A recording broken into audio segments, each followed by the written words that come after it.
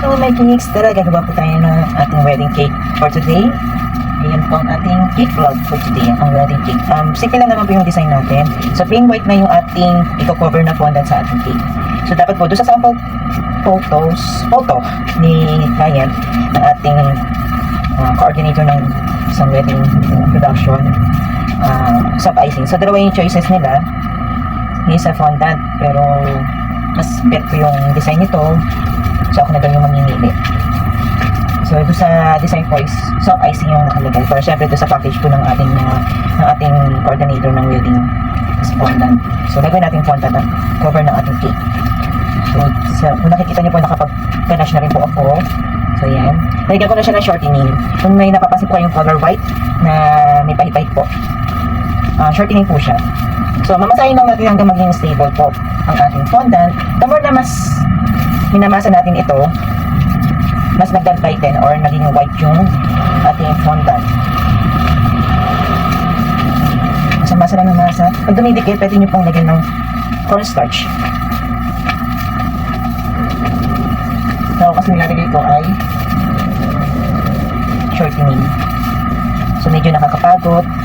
Masakit lang po sa braso at kamay ang pagmamasa ng fondant. Minsan kasi medyo matigas. Ito kasi nag-microwave po ako ng ating fondant para po hindi pagod yung ating kamay.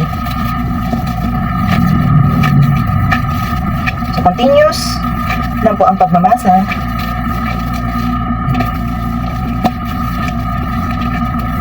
Minsan may mga buo-buo yung mga hindi na nadurog na powder sugar. Or minsan yung pinaka marshmallow. Bali yung ang ginagamit ko ay marshmallow fondant. So mallows and powder sugar and water lang yung ginagamit ko sa ingredients na to. So sa water ay tansyahan lang po. Then yung pong fondant natin is 1 pack ng marshmallow, yung regular na nabibili natin sa mga baking store. Ayan, dumidikit na sa atin. So dapat yung mat nyo, be sure na malinis po yan. So ako, inuhugasan ko siya, then i-dry ko ng maayos. Kailangan dry na dry po siya. Then, pupunasan ko siya ng suka or vinegar para po yung magiging sanitize ng ating mat board para sa mga cake board. So, ayan. Pwede po tayong gumamit ng corn flour. Pag masyadong madikit, corn flour ang iyan natin. Cornstarch.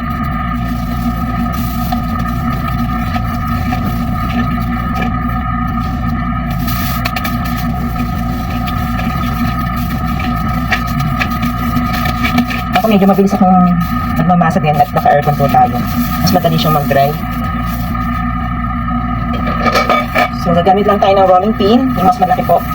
Kung saan po yung gamay nyo gamitin ng rolling pin, yun po ang gamitin. And then, so, konti lang muna gagamitin natin for the top ng ating cake. So, inuuna ko yung top cake para po mas tumitigas na siya or naging stable na yung ating fondant dun sa ating cake. So, pwede nyo pong gamitan ng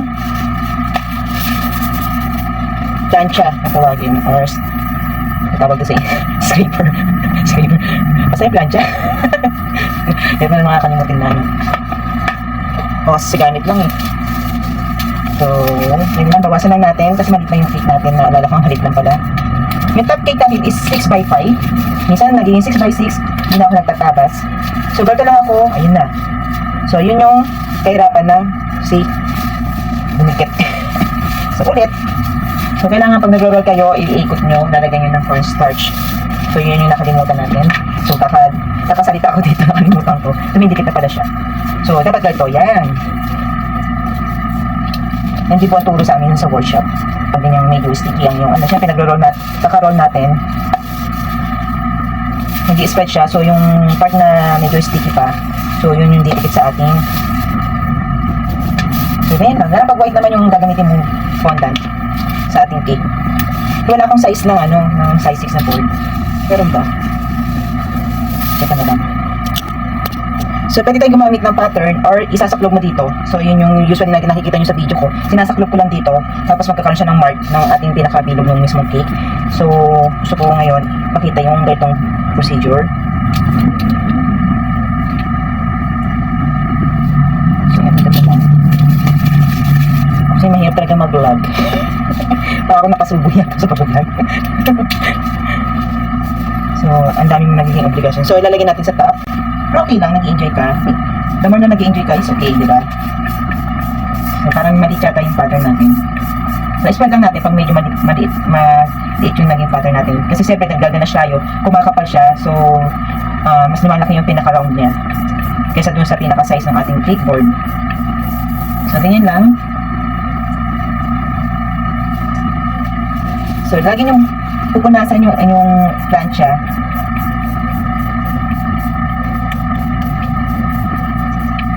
So, dapat medyo naka-overlap ng kaunting-kaunti lang.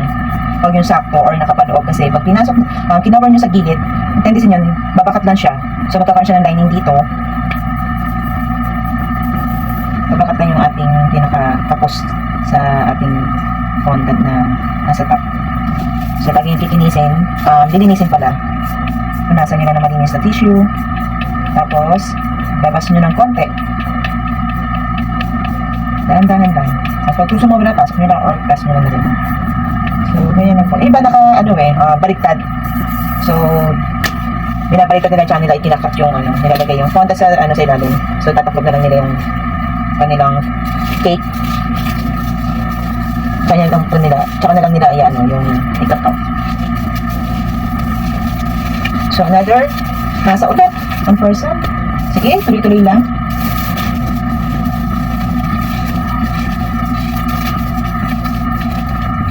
Sa tandaan, pag sticky ang inyong fondant, pwede nyo lagyan ng cornstarch ang inyong mat o yung rolling area. So, puti naman siya, kaya okay lang naman. Marami yung cornstarch natin na nakalagay dyan. So, spread lang natin. Roll natin. So, inuuna ko yung top para maging stable. Para pag hinawakan natin, pag pinatong natin sa ating bottom cake, ay matigas siya. Stable na po siya. Dahil lalo kung naka-aircon ka, mas titigas na yung ating fondant. So, hindi ka mahirapang hawakan kasi hindi siya malambot. So, continue lang. Pagtansyado mo naman yung haba na nung iyong fondant para i-cover yung cake.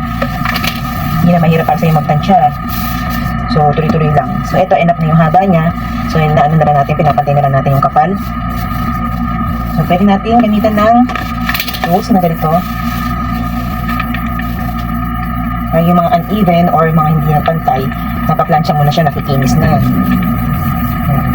See, makinis na siya. So, hindi ka na mahihirapan magkinis-kinis, maghabol ng ulbok-ulbok do sa inyong fondant. So, ikakat na natin yung kilid. So, syempre, hindi na naman kita sa video. Palitan po kasi space ng aking kitchen. So, ako po may sariling kitchen po ng aking baking area or working area po ng aking mga cakes. Dati po, sa labas ako gumagawa sa kitchen. Open, po siya. Open po yung kitchen namin. So, nakaipon. Ayan, nakapagpundar. Merong area dito sa bahay ng aking mister na bakante. So, pinapaalam ko na kung dito kumuha. So, susukatin lang natin yung taas. So, yun yung susukat natin dito. So, hanap tayo kunin natin yung ating ruler. So, dito pala sa part na to, hindi pala natin kailangan ng ruler. So, tansyahin ko na lang. Hindi ko rin kasi makita yung ruler. Hindi ko alam saan na misplace na. So, magkakat lang tayo ng konti para hindi masyadong lulundo sa top. Kasi meron pong effect na gagawin dito. Parang may mga pasobra. So, ito po, lalagyan natin ng edible glue or water. Pwede pong water pong gamitin nyo or edible glue. Basta didikit siya, hinap na po yun. So, basta mabasaan nyo lang po itong fondant na nilagay nyo. So, continuous lang. So, kung may maririnig po kayong ugong ng aircon, kasi halos malapit na po sa akin, pagpasensyahan nyo na po. So, hindi natin may edit yan. Minsan kasi ang hirap ng voice over ng video. Ano pag wala kang time. So, lalagyan na natin ng ating lagyan natin ng cornstarch. Baka kasi yung part kasi na parang na malapit. So, kahit naka-vlog ka, nararamdaman mo yun.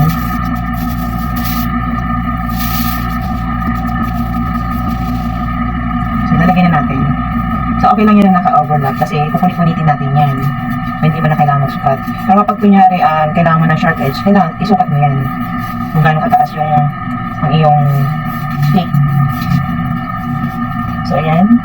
Putulin na natin. So, gugpitin muna natin ang ating sobrang cake para hindi mahirap mag-cut. So, kukunin lang natin ang ating pangkat ng fondant. So, from the top, ingat na po sa pagkat ha, yung mga kamay nyo. So, damahin nyo lang kung hanggang saan yung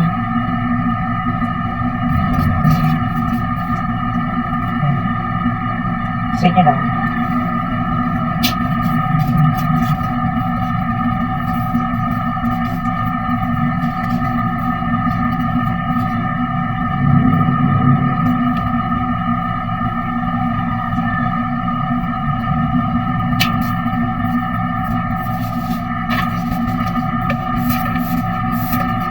So, para maiwasan po magkaroon ng bubbles o hangin dito sa ating loob ng cake. Pagitan ng fondant ng cake, scrape lang natin, pinisin lang natin palabas para yung hangin dito siya lalabas sa ating dugtungan. So, naman siya pinisin. Tapos ito yung sinasabi ko na bubunitin lang natin kasi yan yung effect niya.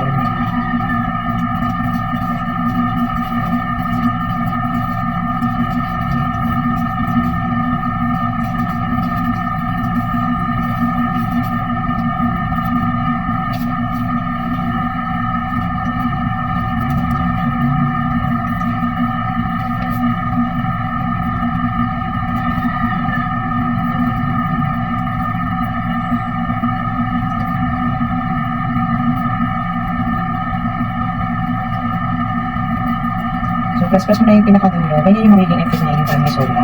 So, ngayon, kailangan pantay siya. Pinisin na natin.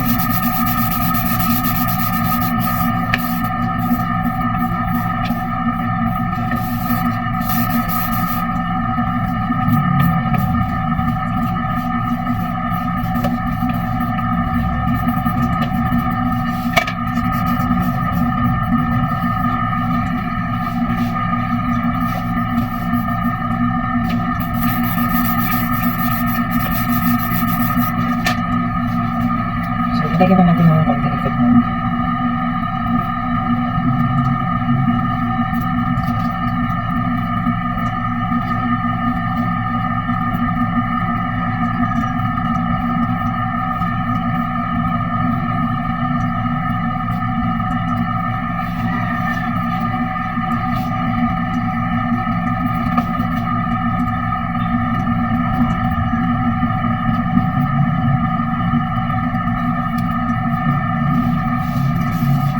That's it.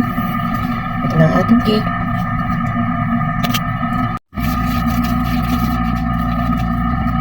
So, sa bottom cake na po tayo. So, magro-roll lang po tayo ng ating fondant. As usual, nakapag-ganache na rin po tayo at nakahiram ng shortening ang ating cake. So, yung shortening po ang magsisilbing ating pandikit sa ating fondant. So, yan. Finisin lang. Iwasan lang natin ng kaunti kung ano mong sakto lang doon sa ating cake para hindi masyadong mahirap magpatong.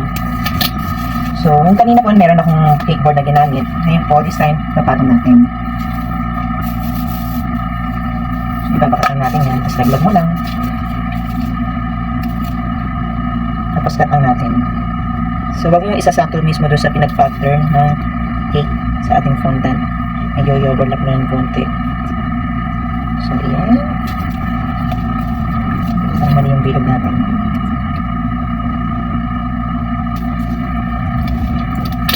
So then, babaliktad na ulit natin dito sa ating cake.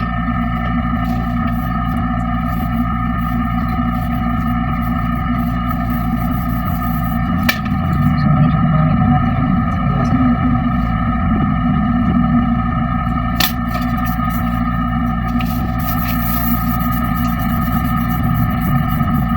So, ito yung kaibahan ng medyo malambot ang fondant.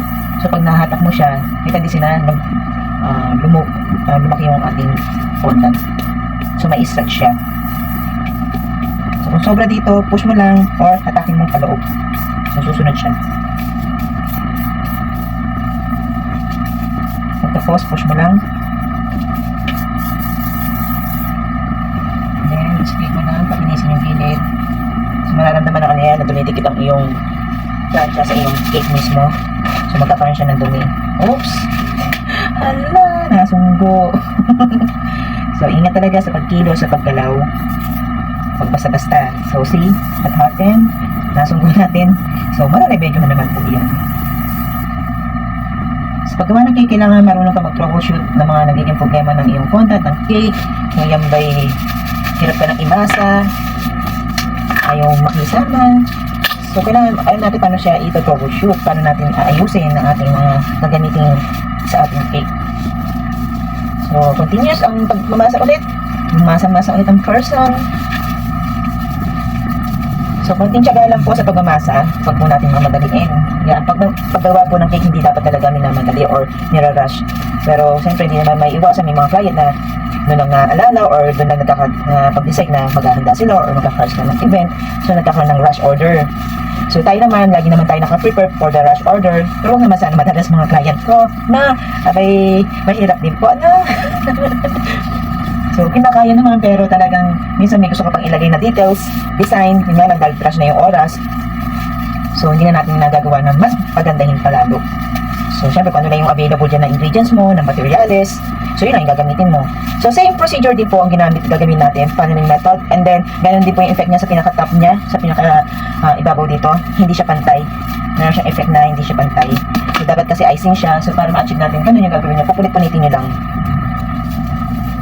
So, dahil medyo manipis nga na yung pagkaka-roll ko nung kaninang isa, so manipis na yung effect ng pinaka-lining. So, roll mo lang ulit, so, kasi nakikita niyo, dumidikit. So, lagyan lang po tayo. Puti naman siya, kaya okay lang na medyo dumami yung ating cornstarch.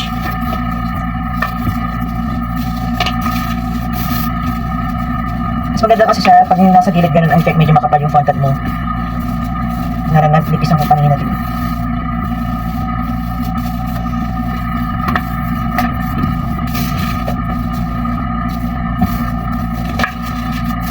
Ayan. Pinisin lang ulit natin yung mga close-close na ano natin. So, malas yung pin.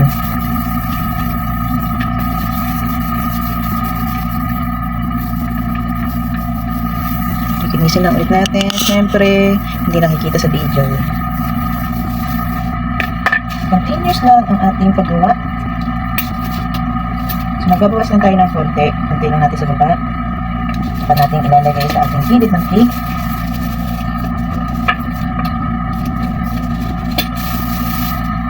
Lagyan lang ulit natin ng cornstarch.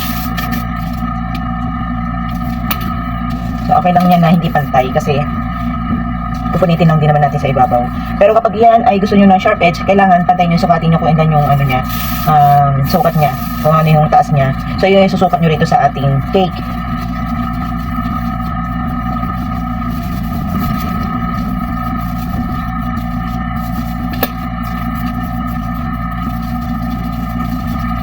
Ay! Talaga naman. Dumudulas. Opo, ayan na. Ito nangyari. So, nagkaroon tayo ng struggle sa nag-roll siya ng pababa. So, retouch lang natin yan. So, kailangan marunong ka mag-retouch. So, push sa baba. Pag hindi mo siya na pantay. So, ganyan lang. Pinisin lang ulit natin.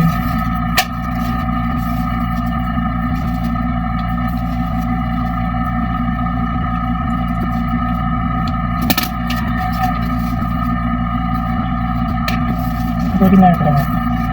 So, kumulubot na siya. So, kailangan habulin natin ang ating linis.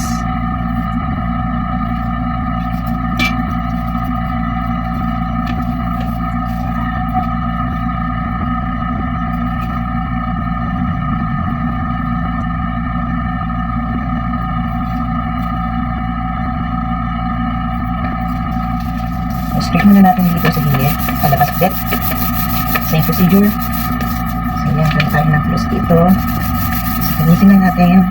Dapat malambot yung ating. Or lagyan nyo po ng ano. Pag chicken elephant skin na siya, magulan nyo ng shortening. Mas madaling kuminis. Nagkaroon ako ng struggle sa paglalagay nito at kumawala yung pagkakabilog niya. So, magagawa naman natin ang paraan niya. So, ayan. Ulit-punitin lang natin.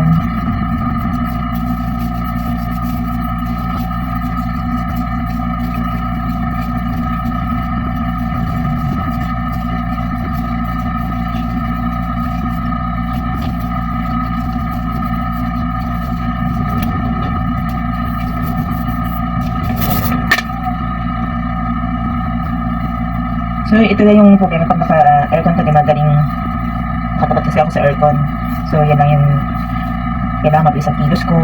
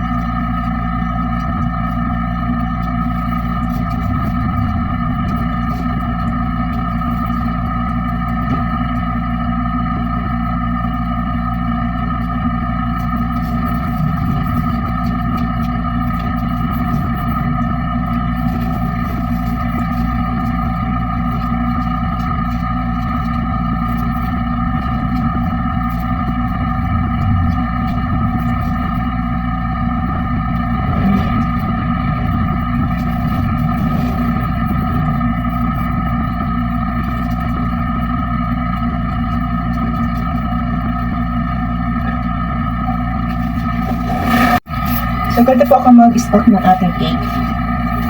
So, hanapin natin yung pinaka-front. Yun yung ano natin, yung magandang side.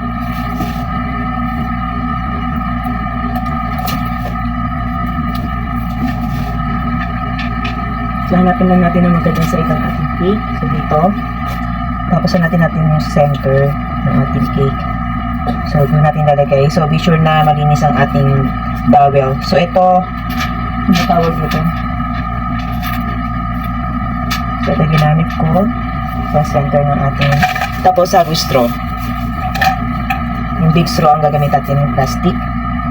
So, magtutusok na tayo ng isa and then hanapin natin yung pinaka-tuloy nun. So, wag po natin ikakat sa top. So, sa pinakababa ng ating kuko na pinangtanda natin. So, wag natin isasakto medyo mas mababa doon sa sinukat natin.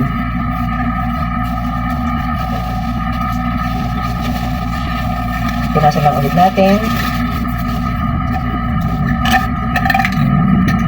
Tapos minsan di ba mayroong straw na hindi pantay. So kailangan hanapin natin yung pinakapantay na baba. Diyan natin ikat.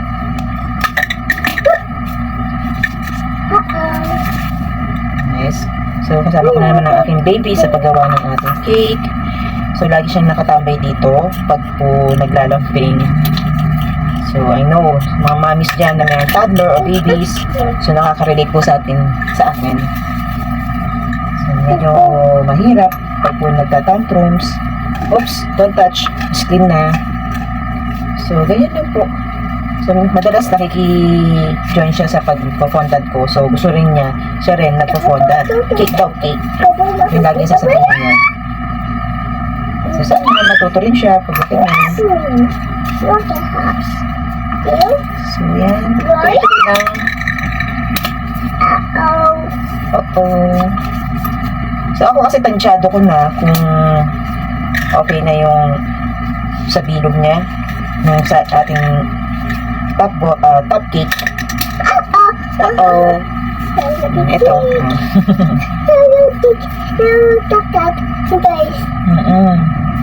Ito. So, yan. Ayan, but then, pinapayalan ko lang siya ng edible glue. So, ayan, nag-iingay na ang aking bebe. Nakikihala-hala na po siya sa paggawa ng ating cake. So, may sarili siyang area. So, dyan lang siya. Piling niya, gumagawa din siya ng cake.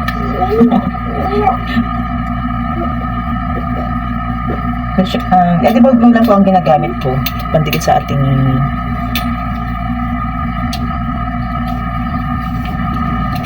so, kaya talaga dapat ahead of time ang paggawa ng cake. So, dapat may oras ka para dumikit lalo yung ating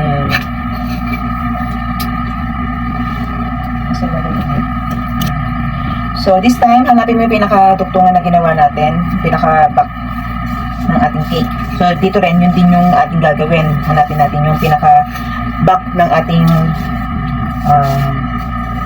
top cake. So, usad lang natin. Then, scrape lang natin ang ating cake. Don't yes, cake. Oh, no. Finish na si mami dyan. It's okay na, okay. So, kung ano yung ginagawa mo, gusto rin niya, gawin din niya. So, dahil naglagay ako ng towel, gusto rin niya, siya rin maglalagay. So, may butas po yan sa ilalim. So, yung kinat ko, hindi ko na po napakita kanina kung paano ko siya kinat. So, dapat isukat nyo doon sa towel na ilalagay nyo. Ganun po siya. So, umiikot. Tapos, paksak lang natin. So, biglaan lang po na ganun. So, bago natin hawakan, syempre malinis na ang ating gloves kasi hahawa yung chocolate na nahawakan natin sa bottom. So, i-retouch na lang natin ang ating medyo ipapress lang natin ng konti pababa. Pag masyado kasi baka lumabas ang ating mga feeling kapag press natin ng gusto. So, yan lang natin. Push pababa para magdikit ang fondant sa fondant ng ating bottom and top cake. So, kung may mga dumi, linisin lang po natin ng tubig.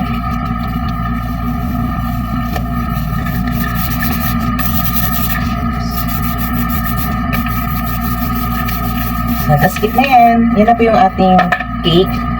So, plain white lang siya kasi then, i-sprinkle lang natin ng gold, liquid gold na dito sabi natin sa ating vodka or gin. Ipa-brush lang po natin ng malinis na brush kasi may mga dumi-dumi, so lilinisin lang natin yan. So malinis tissue. So water lang pang dilinis natin once po na lagyan ng dumi or lumagpas yung mga food color or anything na pwedeng dumumi sa ating cake. So water lang ang panlilinis natin. Brush lang natin with a thin water and brush. So lilinisin lang natin. Siyempre, ito, lalo na to pag puti. So kitang-kita yung mga flaws ng dumi. Yes, what's that? This. We're making a cake. What color is that? That is color black? Yes. Yes, yes. Yes, yes na lang nasabi ni Mami. So, double check kung may mga chocolate or magkaroon ng mga hawa-hawa ng dumi ng chocolate. So, linisin na natin. Pati sa board, sa mga gilid-gilid, yan. Ganyan, nag-brush lang natin. Yan ang paglilinis. So, water, with a clean water and brush. So, then, punasan na natin. So, mag-sprinkle na tayo ng ating gold dyan. May makikita niyo po. Oh! So, nabigla ako ng pag-sprinkle. Punasan lang ulit natin.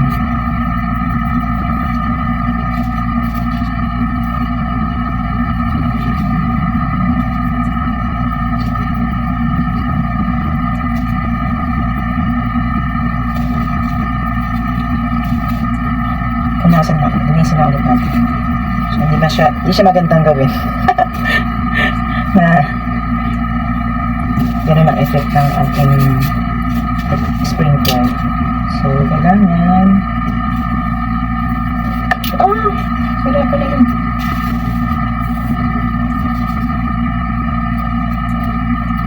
Ayan.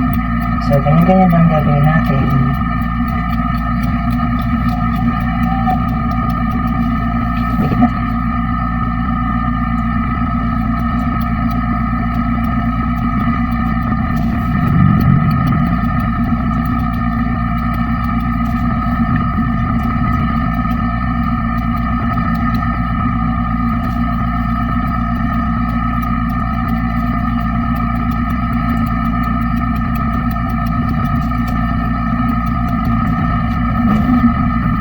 So, ganyan lang po ang ating gagawin.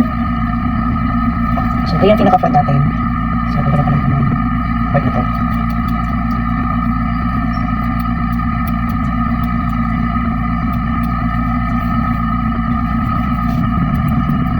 So, yun lang po. Nilinisin na po natin yung pinaka-gilid ng ating board. Nilagyan na po natin yung ating flowers. So, then, that's it na po. Tapos na ang ating cake. Design na po ng ating mga artificial flowers. Maglilinis lang po na tayo ng ating area. So, double check kung saan natin ilalagay yung ating flowers. So, dito tayo.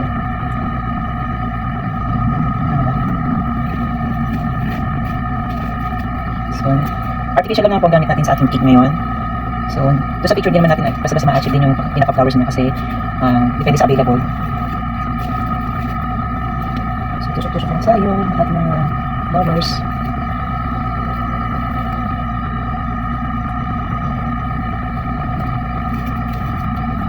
Ano pa tayong magandang angulo ng ating mga flowers. So, ganyan lang. Then, so, ako po nilalagyan ko na floral tape yung mga dulo niya. Kasi di ba mayroon po siyang wire. So, para iwas contamination din po. Then, pinupunasan din po natin ang vinegar.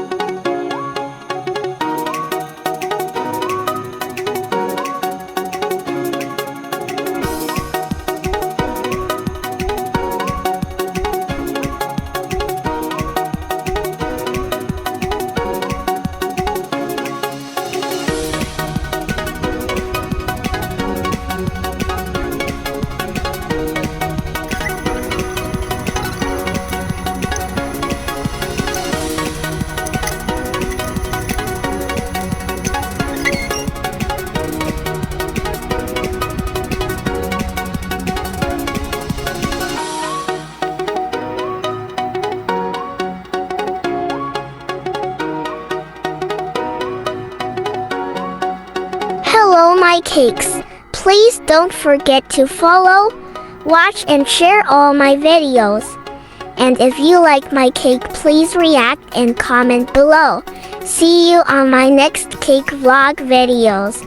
Thank you so much. Bye-bye.